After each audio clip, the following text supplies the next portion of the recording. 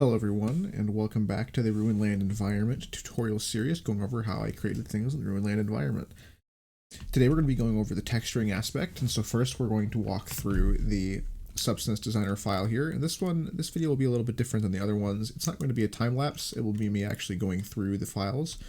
We'll be going over how I created this procedural material that is I guess you could say the capstone or the core piece of this project, as it's used all throughout the ruins area, and we're also going to be going over how I textured this pillar in Substance Painter.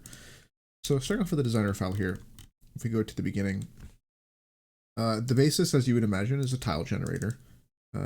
There's tile sampler. So basically we're just running it through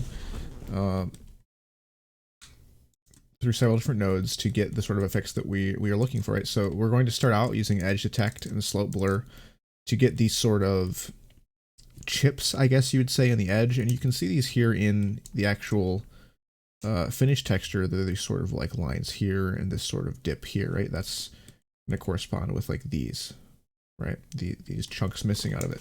So first we're going to grab that, and then using blend nodes, we're going to keep going, and then here we're going to add some more sort of deformation to the surface to give it a little bit more depth.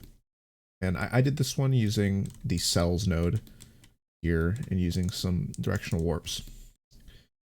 Get it kind of more like I'm looking for, and then using a blend mode on the multiply type. And so basically I use crystals here to do another sort of iteration of the same kind of effect. And then here is how we did the flood fill. So this is using the flood fill to grayscale from flood fill, and we have also the flood fill to gradient, and this is giving you the sort of depth where it looks like the bricks are tilted a certain direction, right? Where it's like, for example, in this corner here on this piece, it looks like it's in further, whereas this corner here on this brick is like out. That's what this sort of effect is giving you here. What else can I show you in this file here? So here is how this mossy sort of surface is done, and you can see here, this is the grayscale version of the moss, and then this is that exact same thing that's corresponding to it in real time. The way that this is done is just using a bunch of blend nodes and using clouds and grunge maps. Here is the cracks in the surface using the cells 1 node and using or cells 3 rather for the bigger sort of main pieces of the cracks, and then using cells 1 and a directional warp to get this sort of curved warp, more natural crack looking type of thing. And we're blending it in here with a copy here, and you can see it. You can change this and sort of up or down the intensity. We don't want it to be so intense, right, because it starts to look a little weird. But that is the general way that we're getting that. And you can see here we can also change the shape of the cracks, but changing it from where I have it tuned to, it doesn't really look that great, and most of the time it starts to look a little bit weird, so I like to leave it where it is now. Over here, this is leading us to this. Then over here is the coloration aspect of it. So we're just using a gradient map. Also, here's where the surface dirt comes from. Some of the sort of like the sort of porous nature to it. So here is going to be the gradient map. It's just a normal gradient map. We use this other gradient map for coloring the actual moss, just the moss and nothing else. I use this hue and saturation filter to sort of tune it a little bit more closely to what I wanted it to look like. But yeah, and then here I've used this uniform color in a blended node to sort of get a little bit different coloration. I'm not sure how to what the best words to use are to sort of describe this, but you can see the effect here where we have it here is that base color with the moss, and then if we go one more time, we can see that we get this sort of like orangey. It looks like there's more depth to it, right? And it's some more color variation. And yeah, that's going to be basically the gist. Oh, here's some surface scratches as well, some sort of like directional scratches on the surface, and you can see it's blended in here, and you can get a sort of a decent look at how that is playing out on the surface of these objects. It's a little bit hard to see that play out in the actual final render here, but you can kind of get an idea of what it's doing.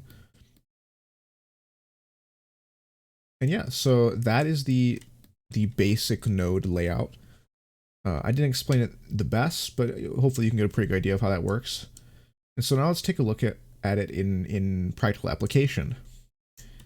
Okay, so here we are in Substance Painter using, this is one of the pillars that you'll see all along the sidewall. This is the first variation of it. I've got it set up so there's two different materials here. There's this material, which is these sort of trim pieces. And then there's this material, which is the base part. And this is where the bricks that we were just looking at go. So if we go ahead and click on that here. Oh, sorry, I meant to click on this one. You can see that here is our mossy wall texture. And so we can, let's just mute everything else and take just a look at the base texture. So I've actually tuned the moss down because for our purposes here, having a lot of the moss, as you can see, it just doesn't really look quite like I want it to for the scene we're going for. It's a little bit too bright, so I ended up setting this to a value of 0.5. But you can see we actually have some exposed controls from the file we were just looking at. So I can control this grunge amount and make it look different, however I feel this best works. But I ended up setting this to this value of 0.4. We also have access to the pores intensity, which you can see is making it more porous. But I'll leave that where it was. Yeah, and so we'll turn everything back on here. And so all I basically did is I used this for the base layer, and then we used this sort of material here. This is a technique I used to actually blend this other part. So I use this other piece to put this sort of stone material, which is a similar stone material that I use also throughout the project. And it looks like this. It's a fill layer with the base color. And then this is a sort of an edge wear on it. I actually have two different edge wears, so that's why you see it changed in a weird way like that. And this here is some sort of color variation, and it's this sort of like whitish, sort of concrete looking kind of color. And then I actually used the Concrete Simple prefab that comes with Substance Painter to get this sort of the normals basically of concrete and make it have a more realistic feel. It's actually a pretty simple material, but I think that it does a good job of what it's trying to do in this here. And so here's more of the edge wear that goes throughout this whole thing here.